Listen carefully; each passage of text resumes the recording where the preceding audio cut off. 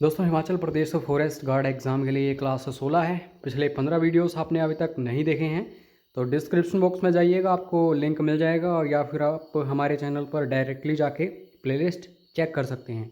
और स्पीड आप अपने हिसाब से इंक्रीज़ करना चाहो तो कर सकते हो 3 डॉट्स में जाके। तो 2013 का क्वेश्चन पेपर चल रहा है, हिंदी लगभग कंप्लीट कर ली हमने। जो बिना किसी अन्य वर्ण की सहायता से बोला जाए उसे क्या कहते हैं, तो स्वर कहते हैं। और अब हिंदी कंप्लीट, इंग्लिश की तरफ बढ़ेंगे।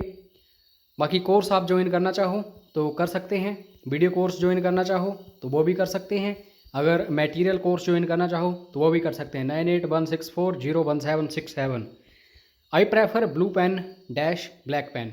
जब दो चीज़ों का कंपैरिजन होता है, दो चीज़ों में चुनना होता है कुछ, तो देन का इस्तेमाल करते हैं। बी ऑप्शन सही होगा। दोस्तों फिक्स प्रैपोजिशंस वगैरह जरूर पढ़ के जाइए, यहाँ से क्वेश्चंस बनते हैं। They are not as intelligent as dash. दोस्तों इसका बोलने का मतलब क्या है कि वो इतने ज़्यादा बुद्धिमान नहीं हैं जितने हम तो हम के लिए आप क्या इस्तेमाल करते हैं, बी। ठीक है। अबर जो होगा इसका मतलब होगा हमारा। अस जो होगा हमारे द्वारा, मतलब कि जो पैसिव वॉइस वगैरह होती है। देयर मतलब उनका या उनकी, तो ऑब्वियसली हम बी का यूज़ करेंगे हम। यहाँ पे बी ऑप्शन सही है। फेमिनिन, लिंग बदलना है आपको लॉर्ड का। लॉर्ड का मतलब क्या होता है, जिसका सम्मान आप करते हो। तो लेडी, जैसे लैंड लॉर्ड आपने सुना होगा, लैंड लेडी भी आपने सुना होगा, तो इस तरीके से देखना है। लॉर्ड जो होगा उसका लेडी। अब ये तो इजी क्वेश्चन है, लेकिन जब ऐसे क्वेश्चंस बनते हैं काफ़ी सारे स्टूडेंट्स पजल हो जाते हैं। यहाँ पे क्या है, आउटस्टैंडिंग दिया गया है और इसमें बोला गया है कि कितने वोवल्स हैं। वोवल्स आपको सबसे पहले तो पता होना चाहिए, ए ई आई ओ यू कितने हैं, 5 हैं। तो अब यहाँ पे देखो ध्यान से, ओ भी वोवल है, यू भी वोवल है, 2 हो गए। ये ए जो है ये 3 हो गए और आई वाला 4, टोटल कितने हैं, 4। तो यहाँ पे ये ऑप्शन सही है। इंग्लिश के ऐसे ही क्वेश्चंस आते हैं, इससे थोड़ा सा लेवल हाई हो सकता है क्योंकि ये 2013 का क्वेश्चन पेपर है, लेकिन टॉपिक्स यही रहेंगे। फिल इन द ब्लैंक्स काफ़ी आते हैं और फिक्स प्रैपोजिशंस जो होती है वहाँ से ज़्यादा आ जाते हैं। This apron has no pocket to dash. अभी दोस्तों एप्रॉन क्या है, एप्रॉन आप समझ लो कि साउथ इंडिया जो है उसमें लुंगी वगैरह जो पहनते हैं उसको बोला जाता है। तो उसमें आप सभी को पता है कि जेब नहीं होती है, तो क्या बोला जा रहा है, this apron has no pocket to dash. यानी कि इस लुंगी में कोई भी जेब नहीं है कि हम कोई सामान वगैरह इसमें डाल सकें। तो यहाँ पे डालने का मतलब होता है पुट। ठीक है। और चीज़ें आप डालते हैं, कोई एक चीज़ नहीं डालते हो। ठीक है। काफ़ी सारी चीज़ें डाल सकते हैं आप। तो किसी पार्टिकुलर, यहाँ पे कोई काउंटेबल चीज़ नहीं है इसलिए हम सिंगुलर यूज़ नहीं करेंगे। थिंग यूज़ नहीं करेंगे, थिंग्स यूज़ करेंगे। तो यहाँ पे आइए देखते हैं, रिमूव करते हैं बारी बारी। पुट थिंग सिंगुलर है, नहीं आएगा। पुटिंग थिंग्स, दोस्तों याद रखना, टू जो होता है इसके साथ कभी भी आईएनजी जीरंड यूज़ नहीं होता है। उसके बाद सी ऑप्शन है पुट थिंग्स इन, ये बिल्कुल सही है। To be things put, to be, यहाँ पे वर्ब्स देखो, बी भी वर्ब है, पुट भी वर्ब है, तो वर्ब्स इकट्ठी नहीं होती एक से ज़्यादा। तो यहाँ पे सी ऑप्शन सही है, टू पुट थिंग्स इन मतलब अंदर, जेब के अंदर। तो सी ऑप्शन सही है। ये क्वेश्चन बार बार रिपीट होता है। यहाँ पे आपको क्या करना होता है, जैसे कोई भी पार्टिकुलर कोई रिवर है उसका नाम जो होता है उसके आगे द आप लगाते हो, चाहे ब्रह्मपुत्र हो, गंगा हो, ब्यास हो, जो भी हो। The Ganga is a holy river, C option जो है ये सही होगा। कैसे, गंगा के आगे दी भी लगा है, ठीक है, क्योंकि पर्टिकुलर रिवर है, नाम है इसका, तो द तो आएगा ही आएगा। आ इसलिए आया है क्योंकि ये बात हो रही है कि गंगा जो है एक पवित्र नदी है, एक, तो एक के लिए अ ही हम इस्तेमाल करते हैं। बाकी ये चीज़ें जो है रिमूव करनी है आपको, तीनों ऑप्शंस। अब दोस्तों इसको आप वन वर्ड सब्स्टिट्यूशन ही कहोगे, टॉपिक है ये। और जो भी मैं टॉपिक्स बताता हूँ उनके ऊपर ज़्यादा फोकस किया करूँ क्योंकि यहाँ से क्वेश्चंस बहुत बनते हैं। Choose the correct meaning of the word in italics, italics मतलब ये जो हैं। शी फेल्ट मोरोज, मोरोज का मतलब होता है दुखी। ठीक है।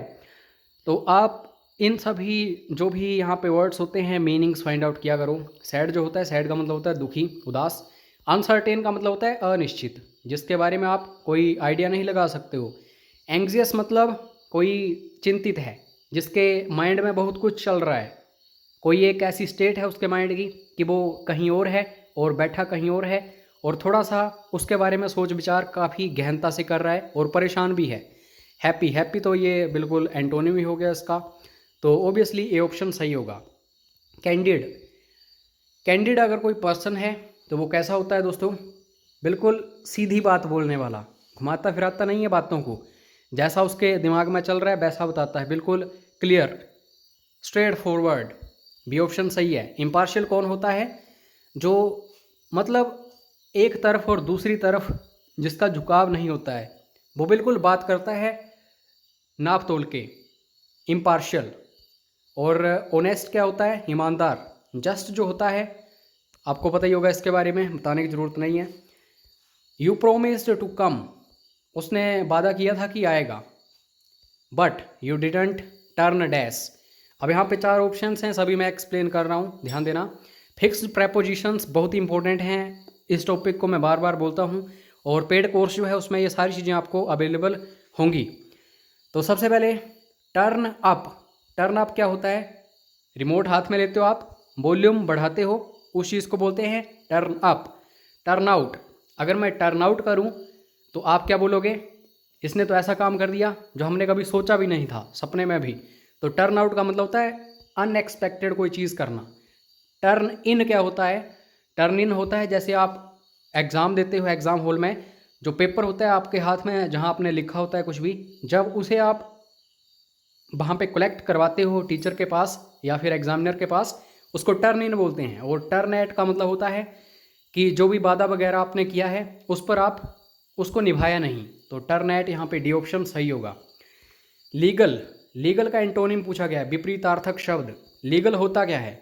लीगल मतलब वैधानिक, कानूनी तौर पे, और गैर कानूनी इलीगल, बहुत इजी है, बी ऑप्शन सही होगा।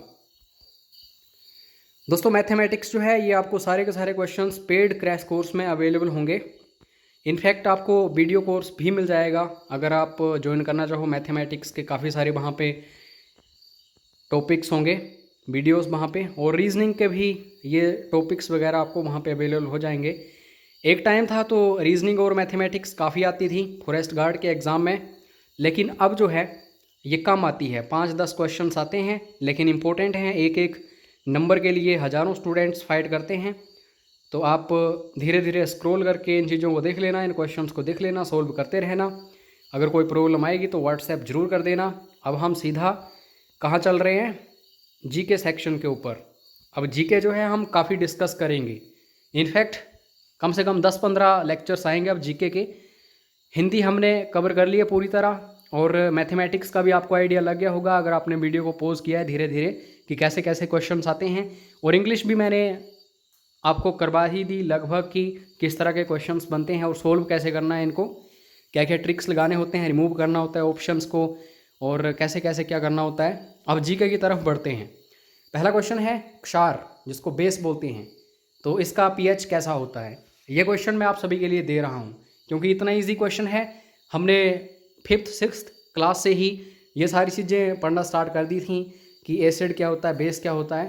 तो कमेंट करके बताइए। नेक्स्ट क्वेश्चन की तरफ चलता हूँ क्योंकि ये थोड़ा सा टफ क्वेश्चन है और इम्पोर्टेंट भी है। In human I image is found at, suppose करो आप मोबाइल देख रहे हो अभी इस टाइम, तो जो इमेज बन रही है पूरे मोबाइल की, जो मैं यहाँ पे कुछ लिख रहा हूँ, जो वीडियो मैं यहाँ पे बना रहा हूँ आप देख रहे हो, तो ये रेटिना में जाके सब कुछ बन रहा है। इसको दृष्टिपटल हिंदी में बोलते हैं। तो ये याद रखना, क्वेश्चन इंपॉर्टेंट है।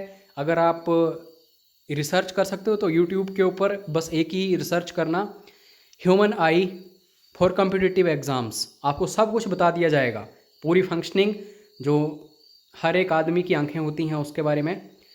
अब ये क्वेश्चन थोड़ा सा टफ था क्योंकि इसमें जो सही आंसर था वो पहले ही बता दिया गया था और एक अलग चीज़ पूछ ली गई थी, वेजिटेबल ऑयल्स, वनस्पति तेल के बारे में आपको पता होना चाहिए। वनस्पति तेल जो होता है उसको कन्वर्ट किया जाता है वनस्पति घी में, उस प्रोसेस को क्या बोलते हैं, क्वेश्चन ये आता है, लेकिन इसमें टफ पूछ लिया गया था।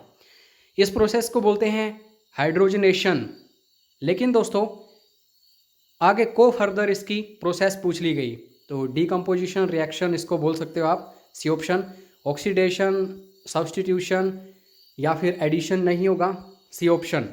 बाकी अगर आपको कोई डाउट लगता है इसमें तो ज़रूर बताइएगा, क्योंकि जहाँ तक मुझे लगता है इसका आंसर जो है ये सी ऑप्शन ही है।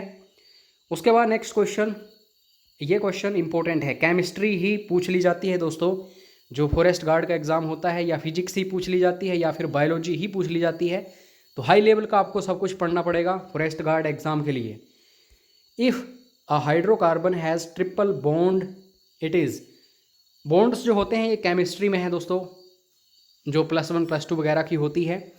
तो हाइड्रोकार्बन जो होते हैं अगर उनके 3 बॉन्ड बन जाए तो इस चीज़ को हम अल्काइन बोलते हैं, बी ऑप्शन सही होगा इसका। तो आज के वीडियो में इतना ही। अब नेक्स्ट जो जितने भी लेक्चर्स आएंगे कुछ टाइम में, ये जीके से संबंधित ही होंगे। बेसिकली साइंस को हम ज़्यादा कवर करेंगे, ठीक है, क्योंकि साइंस से रिलेटेड ज़्यादा क्वेश्चन आते हैं। तो जुड़े रहना, कोर्स ज्वाइन करना है तो ज़रूर ज्वाइन करना, सब कुछ सारी फैसिलिटीज़ आपको मिलेंगी जो एग्ज़ाम क्रैक करने में काफ़ी हेल्प करेंगी। और पिछले काफ़ी सारे एग्ज़ाम्स हुए, उनमें हमारे काफ़ी सारे स्टूडेंट्स जो हैं उन्होंने गवर्नमेंट जॉब हासिल की है। तो आप भी अगर हासिल करना चाहो तो मैसेज ज़रूर कर लेना, जानकारी ले लेना एटलीस्ट। जय हिंद, जय हिमाचल।